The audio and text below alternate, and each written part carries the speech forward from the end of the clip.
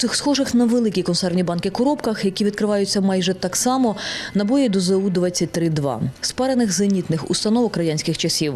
Доки одна із них на бойовій, частина обслуги готує боєкомплект для нового виїзду.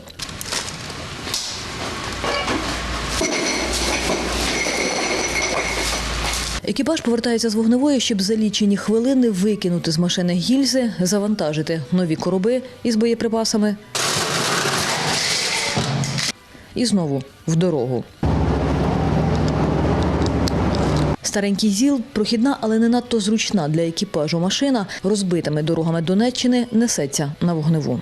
Американські гірки по-українськи. Екіпаж зенітної установки виїжджає на бойову роботу.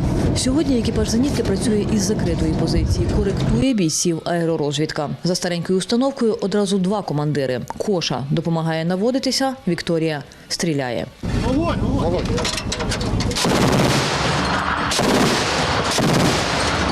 Зброя, призначена переважно для ураження повітряних цілей, літаків та БПЛА, нині працює по наземних. Знищує ворожу піхоту або змушує її відмовитися від планів атакувати позиції армійців. А тут, на Бахмутському напрямку, такі атаки відбуваються десятки разів на добу. В основному по наземним цілям, по укріпленнях противника, по живій силі противника. По техніці ще не працювали, не доводилось, але можна працювати і по легкобронірованій техніці, і не бронірованій. Калібр 23 мм, дальність стрільби до 3 кілометрів, скорострільність до 2000 набоїв за хвилину. Так, цю зброю не назвеш дуже точною, каже Вікторія. Що вище стволи, то більше розкидання. Може бути навіть 50 на 50 район посипати. Але, наприклад, якщо стріляти більш короткими чергами, то це буде більш так кучніше і краще.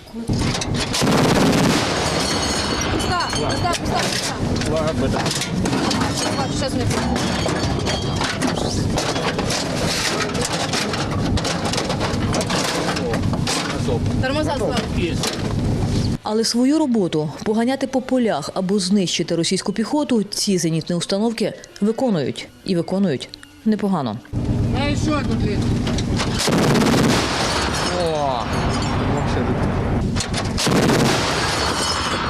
Вони просуваються по посадкам, а оця штука може дуже іспортити їхні плани, скажімо так.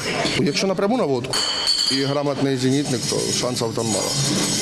А якщо з закритих позицій, як то там все залежить від того, як будуть коригувати. Ну і з учетом того, що установки вже трішки підізносилися, то розброс, допустим, перші стволи ходять нормально, а вже коли стволи розігріті, тобто і даєш довго, то деякі, але як. Але загалом відсотків 70 попадання. Ще. Отак. Що снайпер все порве? Отак попробуй. Давай! Серед вагомих плюсів цього старенького радянського озброєння, а цим бойовим машинам за 500 років, проблем із боєкомплектом до них немає. Зенітники можуть розрядити у бік ворога до 600 набоїв за добу. Бували дні, згадує Вікторія, коли доводилося вистрілювати і більше – до 1500 боєприпасів.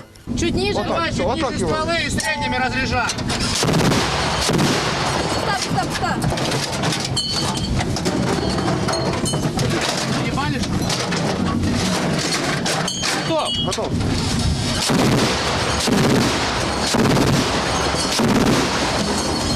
Давай.